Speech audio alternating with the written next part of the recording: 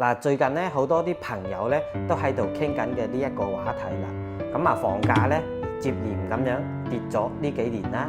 當初未買到樓嘅嗰批人，咁啊依家係咪贏麻咗㗎啦？咁啊睇翻早幾年高位買樓嘅嗰啲朋友啊，咁啊依家個層樓咧基本上係縮水咗幾廿萬㗎啦。咁啊加上依家每個月咧都供緊幾千蚊嘅一個月供啦，一收入一旦唔穩定嘅話，日子咧就非常之難過㗎啦。依家再想賣都係賣唔出去，進退兩難㗎啦。咁啊，反觀嗰啲未買到樓嘅，咁啊唔需要話臨空個荷包俾個首期啦，身上咧亦都冇呢一個房貸嘅壓力啦。工資到手嘅話，隨便使想換工換城市都冇呢一個牽掛啦。咁啊睇翻眼下嘅話，確實咧係更加舒服嘅。但係唔少人嘅一個心入邊咧都暗自咁樣去偷笑啊。但係咧，我都要講翻呢一句真心嘅一個大實話嚟嘅。樓市下行咧係冇任何人可以做到獨善其身嘅，唔存在咧就得邊一個單方面嘅佔咗便宜㗎啦。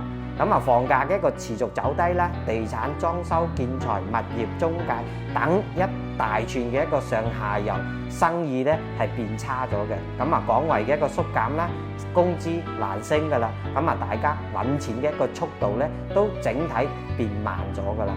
咁啊，房價睇住咧係降咗嘅，但係你嘅收入亦都會跟住縮水㗎啦。咁啊，看似買樓嘅嗰啲門檻咧係變低咗嘅，咁啊實質嘅一個購買力咧並沒有上升㗎。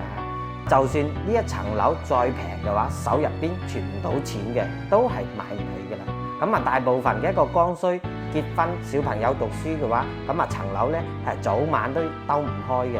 咁啊，抱住呢一個心態，一路等緊呢一個房價嘅大跌啦，一等就係2-3年嘅，咁亦都冇等到自己心入邊嘅一個理想價位啦。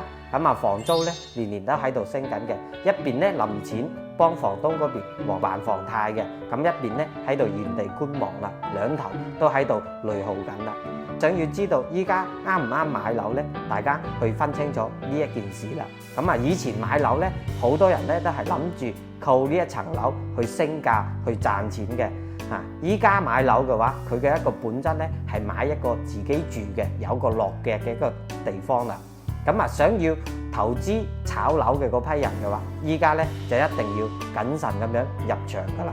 咁啊，早晚都需要安家自己住嘅話，冇必要死等嘅嗰個最低點啦。咁啊，行情嘅一個回落，依家咧係可以慢慢咁樣揀到自己啱嘅嗰層樓啦。咁啊，暫時冇呢一個住房嘅需求嘅，咁啊安心存錢咯，守好手入邊嘅一個現金流咯。手入邊有錢嘅話，永遠咧都唔會被動嘅。咁啊，冇齋睇人哋買樓踩坑啦，就盲目咁樣慶幸自己當初冇落手買啦。到底算唔算贏呢？冇睇住呢一個短期嘅一個房價嘅升跌啦。咁啊，靜低心落嚟問問自己。未來2-3年，屋企入邊咧要唔要用呢一層樓？手入邊嘅一個積蓄頂唔頂得住未來嘅一個收入唔穩定嘅日子啦？諗明白呢一個咧，比起你日日喺度糾結呢一個房價嘅升同埋跌嘅話，更加之重要㗎啦。咁啊，屏幕前嘅你係咪已經買咗樓嘅？又或者咧係一路都喺度觀望緊嘅？咁啊，覺得嗰啲未買樓嘅係咪真嘅贏咗啦？咁啊，喺評論區呢一邊咧，大家一齊去傾一傾呢一個話題啦。今期嘅節目內容咧就到呢一度噶啦，我哋下一期再見啦，拜拜。